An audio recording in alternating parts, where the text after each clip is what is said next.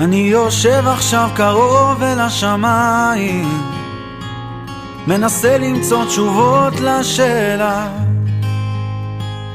על הדרך גם חולץ את הנעליים, חיילים עכשיו עוזבים את המרכבה. כן, אני יושב שם חושב קצת עלייך להכאיב מעט ללב. את המשפט הבא את בטח מכירה, יום יומיים אני בא בחזרה. נגמר, נגמר, נגמר. ובדרך כשיצאנו אל הבית, אז עצרנו בפלאפל בפינה, ואנשים שם הסתכלו מחאו כפיים.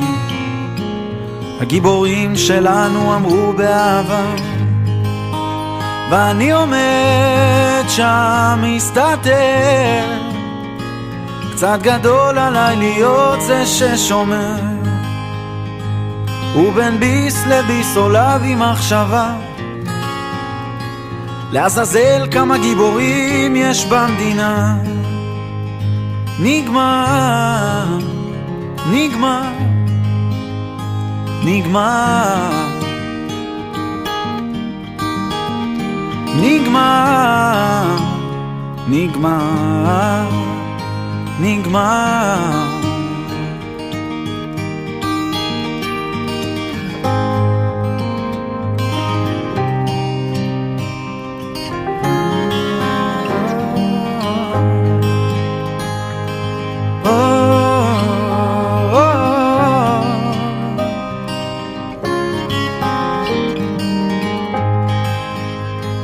ומאז אפשר למנות כמעט שנתיים, והיום אני עסוק בהשלמה.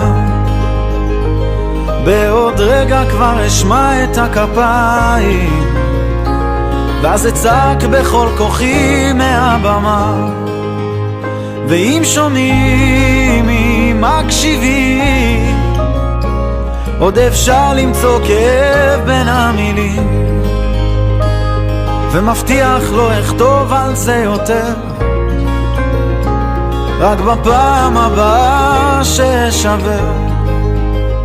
נגמר, נגמר, נגמר, נגמר, נגמר, נגמר.